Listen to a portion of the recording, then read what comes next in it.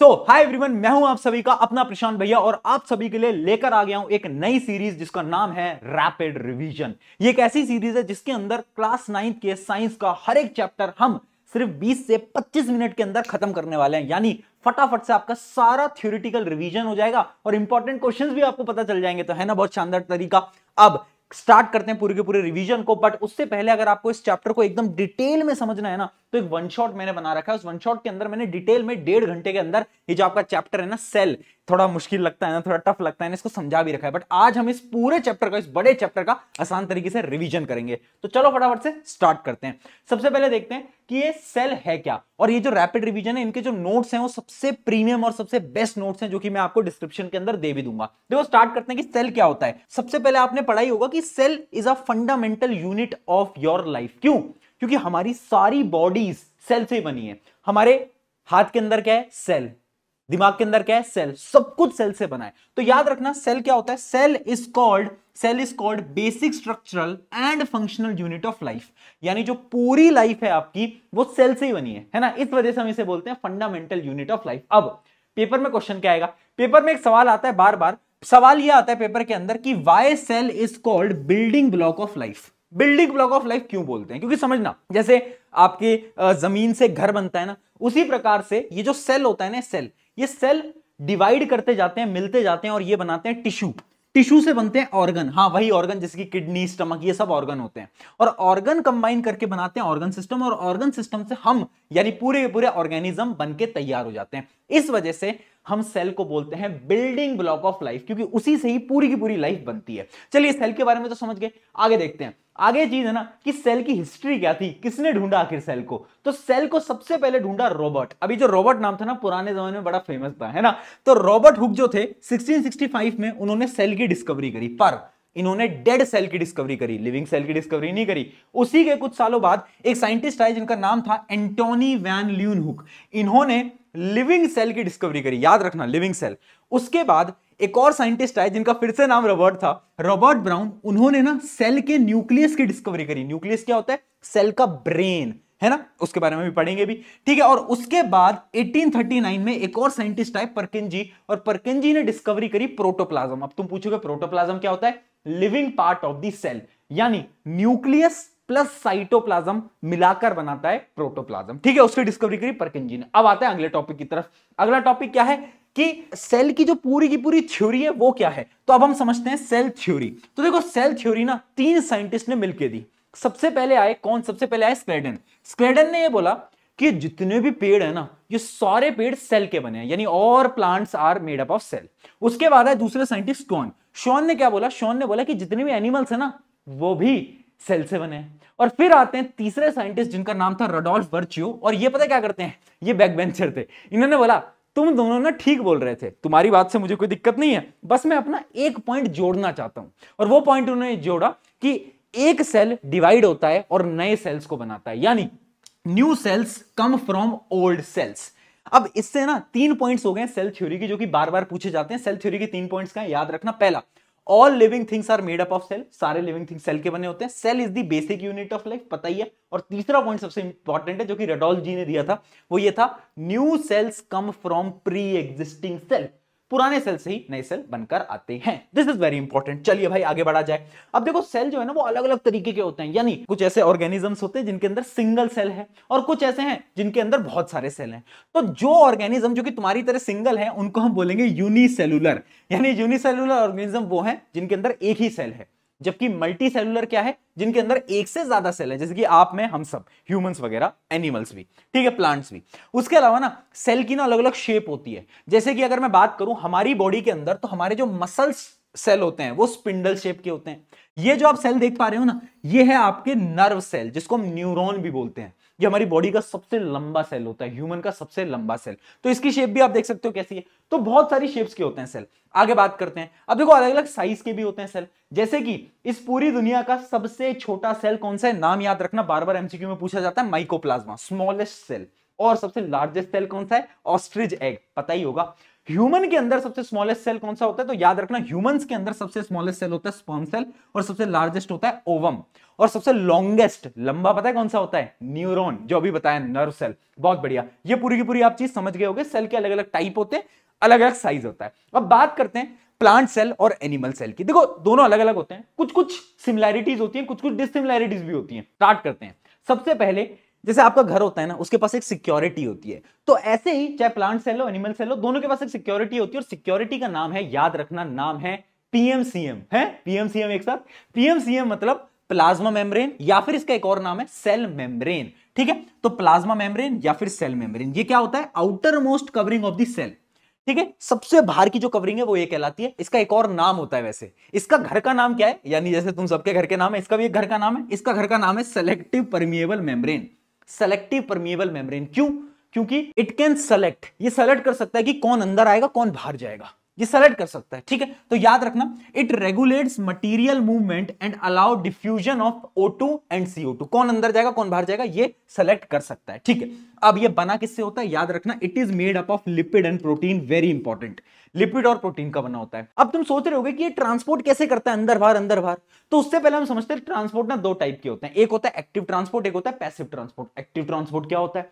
Active transport ऐसा transport है जिसके अंदर कोई भी सब्सटेंस, देखना बेटा, कोई भी सब्सटेंस लोअर कंसंट्रेशन से हायर कंसंट्रेशन की तरफ जाएगा।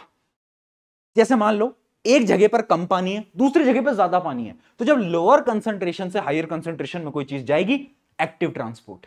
पर पैसिव ट्रांसपोर्ट क्या है? जब हायर कंसंट्रेशन से लोअर कंसंट्रेशन के ऊपर जाएगी तो वो होगा आपका पैसिव ट्रांसपोर्ट। ठीक है, याद रखना, एक्टिव ट्रांसपोर्ट में एनर्जी लगती है, एनर्जी देनी पड़ती है। पैसिव ट्रांसपोर्ट में कोई एनर्जी नहीं लगती। ठीक है, अब आते हैं हमारे जो सिलेबस के अंदर है वो है पैसिव ट्रांसपोर्ट, और वो भी दो टाइप के, ओस्मोसिस और डिफ्यूजन। अब देखो, ओस्मोसिस डिफ्यूजन को समझने के लिए सबसे पहले अपन डिफ्यूजन समझते हैं कि डिफ्यूजन क्या भला है। तो डिफ्यूजन बड़ा सिंपल सा होता है। डिफ्यूजन क्या होता है? Movement of a substance, solid, liquid और gas from region of higher concentration to lower concentration. चाहे सॉलिड हो, चाहे लिक्विड हो, चाहे गैस हो, जो वो हायर से लोअर में जाएगा हम बोल देंगे डिफ्यूजन हो गया। बहुत बढ़िया। अब ओस्मोसिस क्या होता है? ओस्मोसिस ना मूवमेंट ऑफ ओनली लिक्विड, यानी सिर्फ लिक्विड का मूवमेंट होगा। और एक और इंपॉर्टेंट चीज होती है, डेफिनेशन पढ़ो, movement of water molecule through selective permeable membrane. यानी जब वाटर मेम्ब्रेन, कौन सी? सेल मेम्ब्रेन या फिर प्लाज्मा मेम्ब्रेन के या तो अंदर जाएगा या तो बाहर जाएगा, उस मूवमेंट को हम बोलेंगे ओस्मोसिस। तो ओस्मोसिस के अंदर सबसे इंपॉर्टेंट चीज क्या है? सेमी परमिएबल मेम्ब्रेन, जो कि इसके पास नहीं है। डिफ्यूजन तो कोई भी चीज एक जगह से दूसरी जगह जाएगी तो हम उसको डिफ्यूजन बोल सकते हैं। ठीक है जी, समझ आ गया, एकदम क्लियर है। अब याद रखना, ओस्मोसिस में क्या होता है? हायर वाटर कंसंट्रेशन से लोअर वाटर कंसंट्रेशन तक चीजें मूव करती हैं।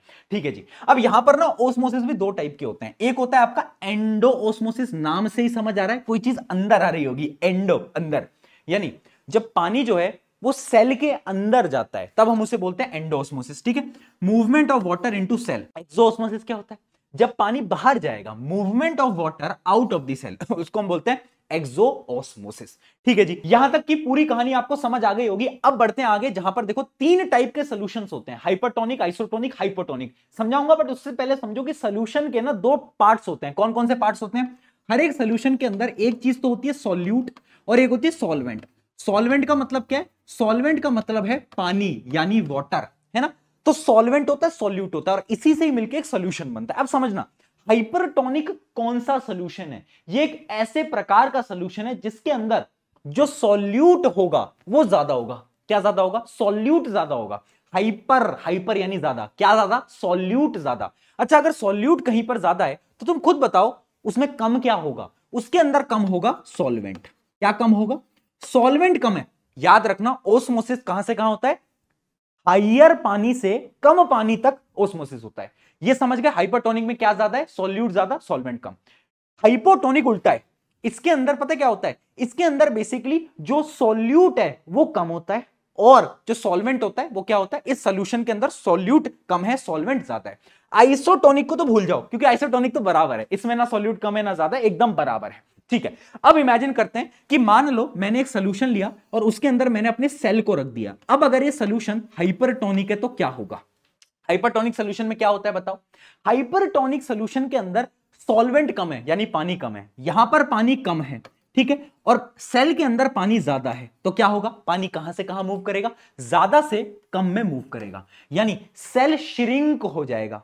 और अगर आप हाइपोटोनिक में देखोगे तो इसका एकदम अपोजिट होगा। क्यों? क्योंकि हाइपोटोनिक, मान लो यहां पर हाइपोटोनिक सोल्यूशन है, अब हाइपोटोनिक में जो सॉल्वेंट है वो क्या है बताओ, सॉल्वेंट, हाइपोटोनिक के अंदर सॉल्वेंट ज्यादा है और सेल में कम है, तो पानी सेल के अंदर चला जाएगा, तो हाइपोटोनिक में सेल स्वेल हो जाता है, मोटा हो जाता है। अब अगर ये समझ नहीं आता तो याद करने की ट्रिक देखो, पीके ट्रिक ये बोलती है हाइपो यानी हिप्पोपोटामस, हिप्पोपोटामस कैसा होता है, मोटा होता है, तो अगर किसी भी सेल को हाइपोटोनिक सोल्यूशन में डालोगे तो वो हिप्पोपोटामस जैसा मोटा हो जाएगा। और हाइपोटोनिक इसका एकदम अपोजिट, यहां पर क्या हो जाएगा, श्रिंक हो जाएगा। और आइसोटोनिक में कुछ नहीं होता, जैसा सेल होता है वो वैसा ही रहता है, उसमें कोई चेंज नहीं आते, कोई बदलाव नहीं आते। बहुत बढ़िया, यहां तक क्या हमें समझ आया, तो आगे बढ़े। ये बहुत इंपॉर्टेंट टॉपिक था। अब आगे बढ़ रहे हैं किसके ऊपर, डिफ्यूजन और ऑस्मोसिस के डिफरेंस के ऊपर। देखो डिफरेंस बताने की जरूरत नहीं है, अभी तक आपको समझ आई गए होंगे। डिफ्यूजन और ऑस्मोसिस दोनों में higher to lower concentration move होता है, बट डिफ्यूजन में सॉलिड, लिक्विड, गैस तीनों होते हैं, बट ऑस्मोसिस में सिर्फ और सिर्फ लिक्विड के लिए होता है। दूसरा डिफरेंस देखना, यहां पर डिफ्यूजन में सेमी परमिएबल मेम्ब्रेन का कोई यूज नहीं होता, बट ऑस्मोसिस में सेमी परमिएबल मेम्ब्रेन का यूज हो रहा होता है। ठीक है, उसके अलावा क्या है कि diffusion it can not be stopped and allow all substance to move freely, यानी डिफ्यूजन को आप रोक नहीं सकते, पर ऑस्मोसिस को रोक भी सकते हो और रिवर्स भी कर सकते हो, रिवर्स भी कर सकते हो ऑस्मोसिस को, है ना। बहुत बढ़िया, ये हमें समझ आ गया। अब बढ़ते हैं आगे। एक सिक्योरिटी की बात कर ली जो कि थे पीएमसीएम, अब आती है Z प्लस सिक्योरिटी, और ये Z प्लस सिक्योरिटी ना सिर्फ प्लांट के पास है। उस Z प्लस सिक्योरिटी को हम बोलते हैं सेल वॉल।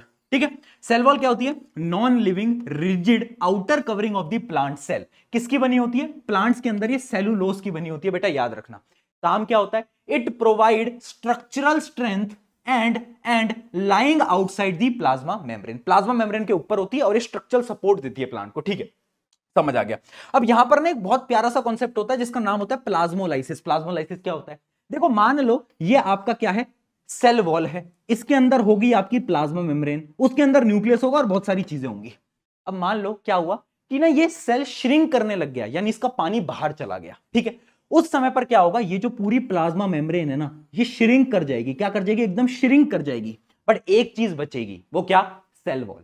सेल वॉल कभी श्रिंक नहीं करती, वो झुकती नहीं है किसी के सामने। ठीक है, ये भी पुष्पा ही है, झुकेगा नहीं। ठीक है, तो याद रखना, water loss by osmosis cause cell content to shrink away from the cell wall. उस प्रोसेस को हम बोलते हैं प्लाज्मोलाइसिस, यानी shrinkage of plasma membrane with all part of the cell. कौन नहीं होता श्रिंक, सेल वॉल। आगे बढ़ते हैं।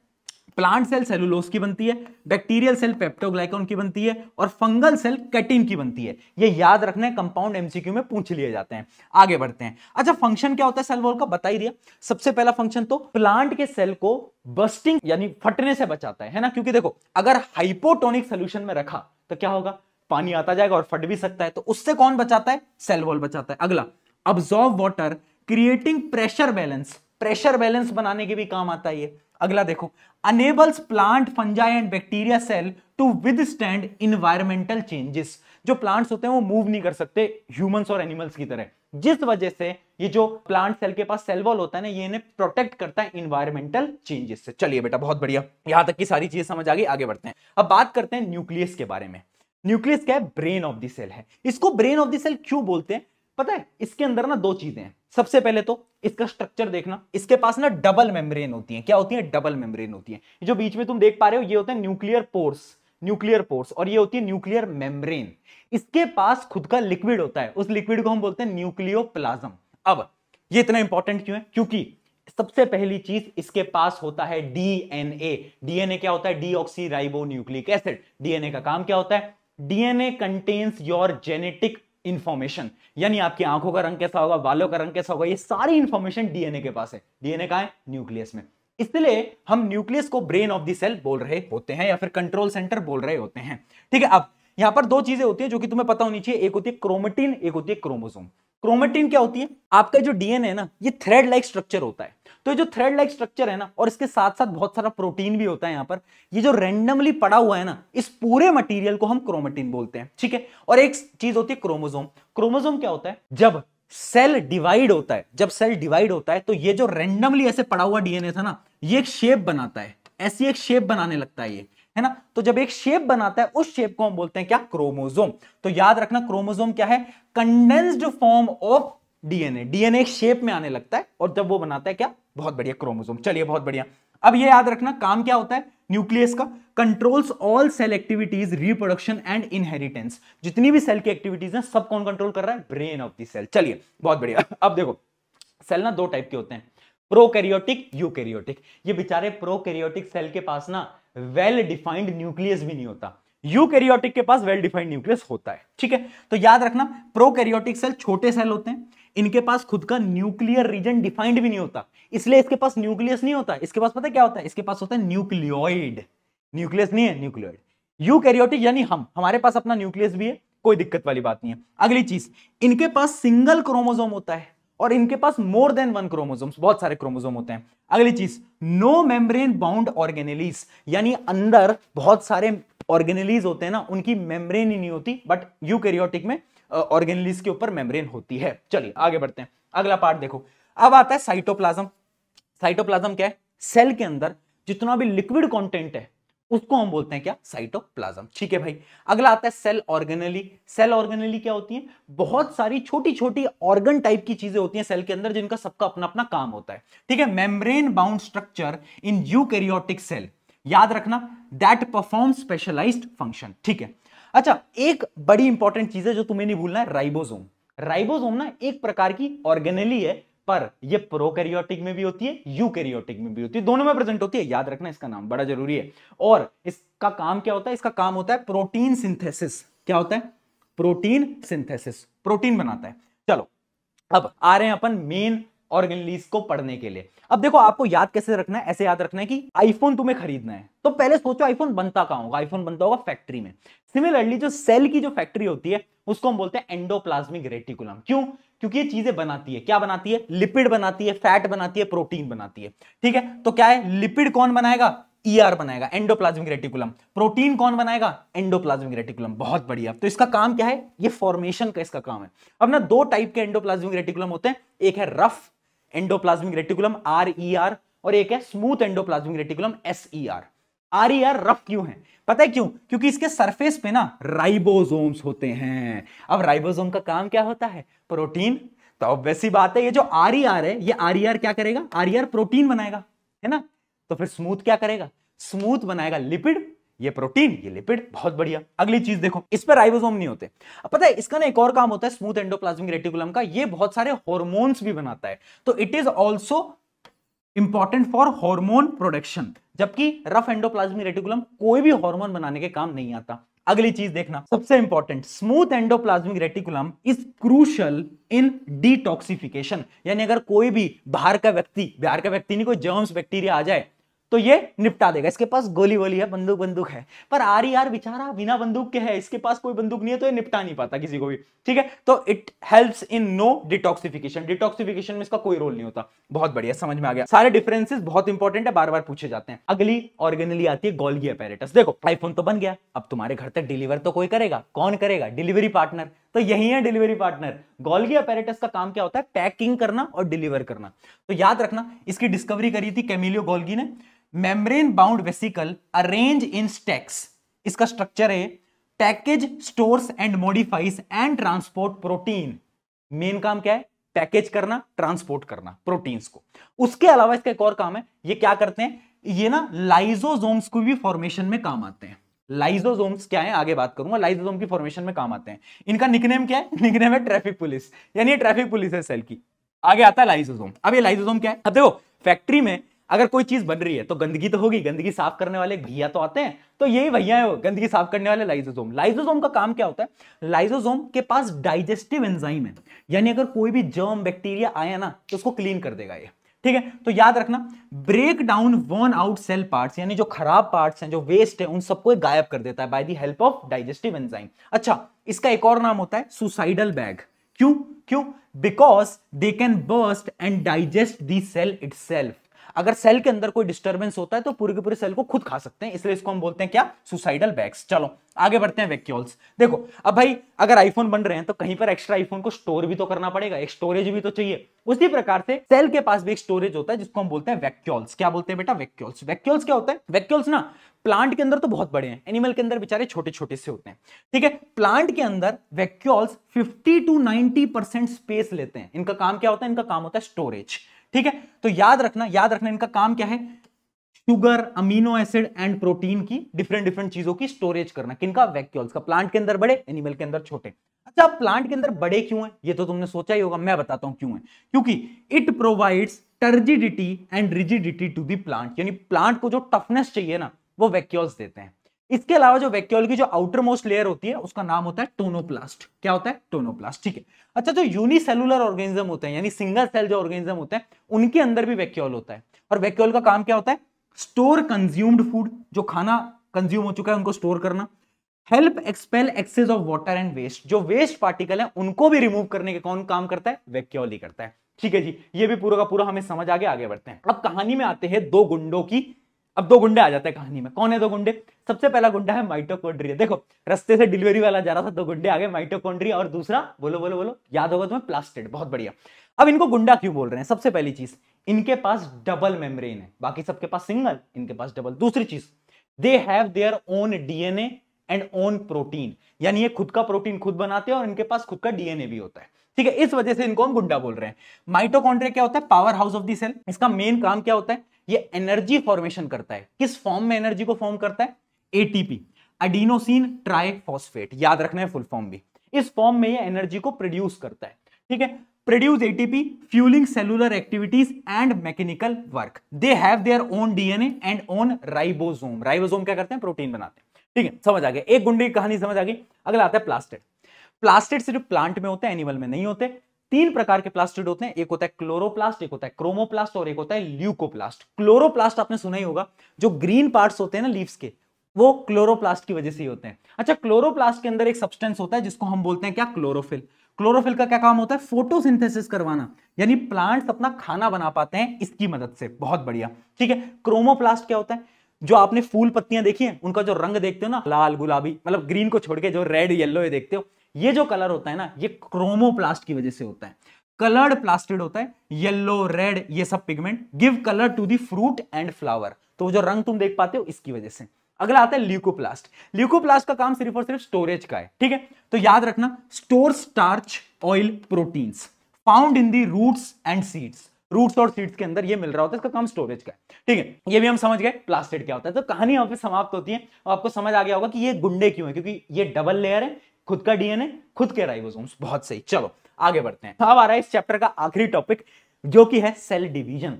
सेल डिवीजन क्या होता है, एक सेल टूट के नए सेल्स बनाता है। Process of forming of new cell in organism needed for growth, cell replacement and reproduction. तो जो नए सेल बन रहे हैं एक ही सेल से टूट के, उसको हम क्या बोलते हैं, सेल डिवीजन।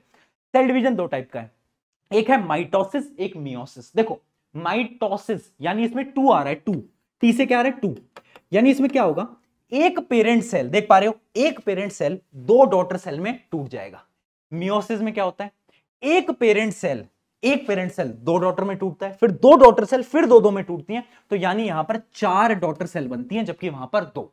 अगला डिफरेंस देखो, ये जो मियोसिस होता है ना, मान लो पेरेंट के पास क्रोमोसोम थे 26, ठीक है, तो जो लास्ट में डॉटर सेल होंगे ना, उनके पास क्रोमोसोम का नंबर हाफ होगा, यानी 13 13 13 13। जबकि माइटोसिस में क्रोमोसोम का नंबर नहीं बदलता। अगर इसके पास 26 है तो इसके पास भी 26 होगा, इसके पास भी 26 होगा। ये जो डिफरेंस है बार बार पूछा जाता है, डिफरेंस एक बार रीड कर लो। क्या है, क्या mitosis results in two daughter cell, जबकि ये चार डॉटर सेल बनाता है। Daughter cell are identical to the parent cell, ठीक है, बट जबकि इस केस में daughter cell are not identical, same नहीं होते पेरेंट सेल की तरह। अगला difference, chromosome number are same, but यहां पर नहीं होता भैया, क्रोमोसोम नंबर इज डिफरेंट। चलो, helps in growth and repair. For example, मान लो तुम्हारे चोट लग गई, तो वहां पर सेल क्या होंगे, डिवाइड होंगे। कौन से प्रोसेस से होंगे, माइटोसिस से। तो कहीं पे भी आपको रिपेयर करना होगा तो माइटोसिस काम आएगा, पर मियोसिस पता है कहां काम आता है, गैमीट फॉर्मेशन में। अब तुम बोलोगे गैमीट क्या होते हैं, 10th में पढ़ोगे, सेक्स सेल। क्या? Sex cell. जैसे मेल के अंदर स्पर्म सेल होता है, तो वो जो सेल होते हैं वो बनाने के लिए कौन सा होता है यूज? मियोसिस। ठीक है, तो मियोसिस कब यूज होता है? गैमीट फॉर्मेशन में। माइटोसिस कब होता है? जो भी आपकी रिपेयर वगैरह होता है आपके सेल का, वो माइटोसिस की मदद से हो पाता है। ये 4 डिफरेंसेस एकदम क्लियर होने चाहिए, इनको मत भूलना। अब आ रहा है लास्ट एक डिफरेंस, फिर इस पूरी के पूरे लेक्चर को खत्म कर रहे हैं। प्लांट और एनिमल में अभी हमने पूरी डिटेल में पढ़ा, डिफरेंस देख लो फटाफट से। याद रखना, शेप अलग अलग होती है, जैसे कि प्लांट की तो होती है रेगुलर शेप और एनिमल सेल की होती है इररेगुलर शेप। ठीक है, सेल वॉल सिर्फ और सिर्फ प्लांट में होती है, एनिमल में नहीं होती। प्लाज्मा मेम्ब्रेन, सेल मेम्ब्रेन दोनों में होती है। एंडोप्लाज्मिक रेटिकुलम दोनों में होता है। लाइसोसोम भी दोनों में होता है। गोल्गी अपैरेटस भी दोनों में होता है। साइटोप्लाज्म भी दोनों में होता है। राइबोसोम्स भी दोनों में होते हैं, पर प्लास्टिड सिर्फ प्लांट में होते हैं, एनिमल में नहीं होते। वैक्यूल्स प्लांट में बड़े होते हैं, एनिमल में छोटे होते हैं। ठीक है जी। मोड ऑफ न्यूट्रिशन, जो प्लांट्स होते हैं वो ऑटोट्रॉफिक न्यूट्रिशन है, खुद का खाना खुद बनाते हैं, जबकि जो एनिमल्स होते हैं वो दूसरों पे डिपेंडेंट होते हैं, यानी हेट्रोट्रॉफिक न्यूट्रिशन कर रहे होते हैं। यहां पर आपका ये चैप्टर पूरा का पूरा कर दिया है समाप्त। अब आपको कमेंट में एक क्वेश्चन मैं आपसे पूछने वाला हूं, ये रहा आपका सवाल। आपको फटाफट से कमेंट में बताना ABCD में से क्या है। अगर ऐसे और लेक्चर चाहिए कमेंट में जल्दी से बताना। शुक्रिया एवरीवन, मेरा नाम है प्रशांत। मिलते हैं नेक्स्ट लेक्चर के अंदर। कमेंट करो, बाय।